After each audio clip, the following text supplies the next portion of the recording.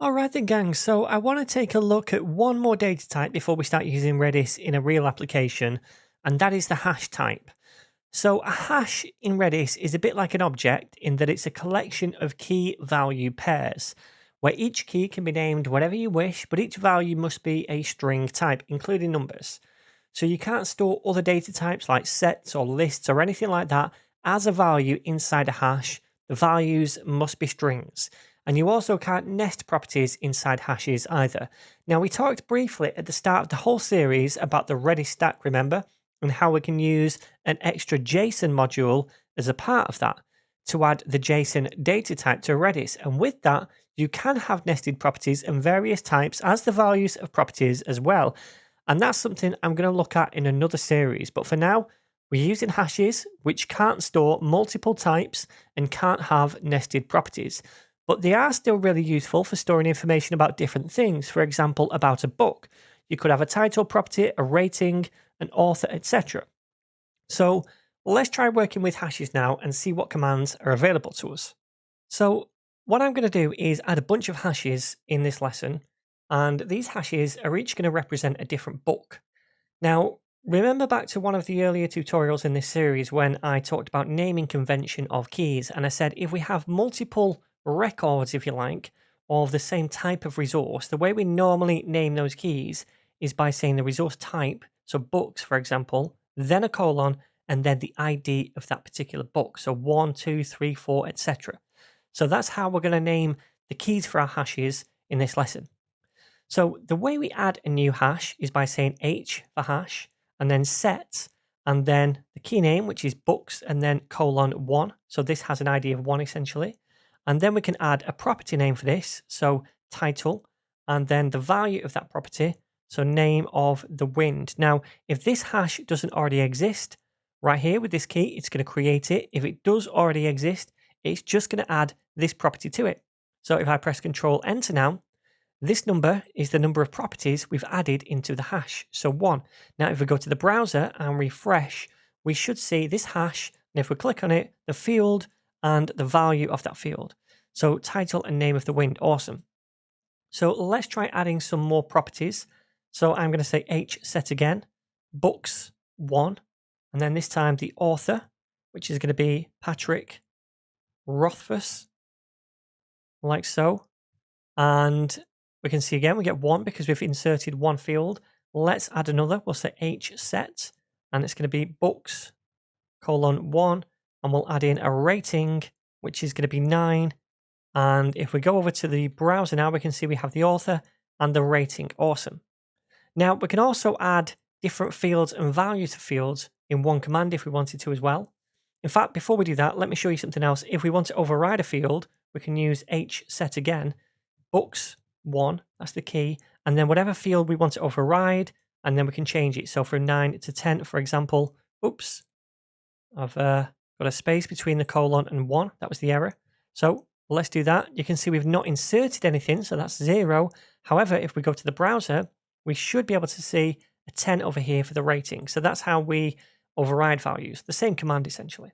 Okay, so like I said, we can add multiple different values in one command. So I could say, for example, h set, we'll do books 2 this time, and then we'll do a title, which is A Wise Man's Fear, and then an author, which is Patrick Rothfuss. When's he going to release the next book, by the way? No one knows.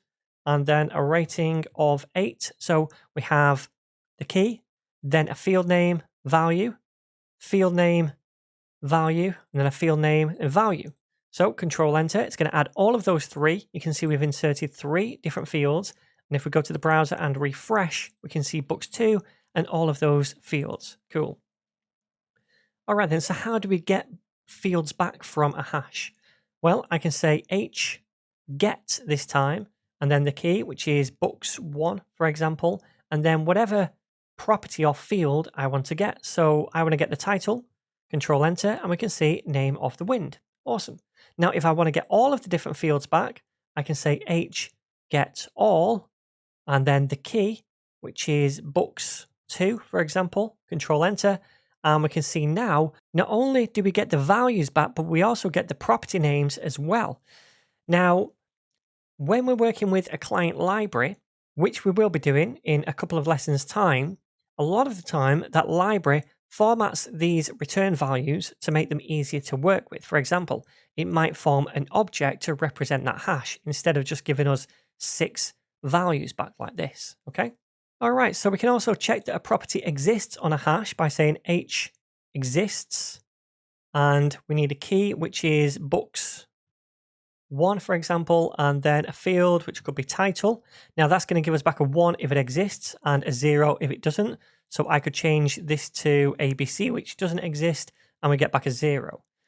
All right, so let's also see what else we can do. H keys, that's going to get us all the keys back. So we could say books 2 and Control Enter gets us back title, author, and rating, which are the 3 keys essentially, or field names if you like. We can also use hdel to delete a field. So we need a key first of all. So that could be books 1, and then I want to delete the author. So I could say author. And now if we go over to the browser and go to books 1, we should see there's no author. Awesome. So that's how we can delete a field from a hash. We can also delete the entire hash by saying del and then whatever the hash is called, the key. So books 1 like so, and pressing Control Enter. And now that should no longer exist. You can see none momentarily, but when you refresh, then it's gone entirely. All right, so one more thing. You know, like we used H keys before. Where did we use H keys? To get all the key values right here, the names of the properties. Well, we can use H values as well. So H values, and then the key name, so books 2, and that gets us back all of the values. Oops, I spelled it incorrectly. I thought it was H values. Let me try H vals, sorry, H vals. And then the key name, which is books 2. And now we get all of the different values back. Awesome. Now, like always, there are more commands we can use with hashes, but the ones I've shown you are the ones you'll probably use more than others. But do check the docs if you want to see what else you can do with them if you're interested. All right, now we've covered a lot of different data types. So next up, we're going to start using Redis in a Next.js application. And in order to do that, we'll have to make use of something called a Redis client library. So we're going to talk about that in the next lesson.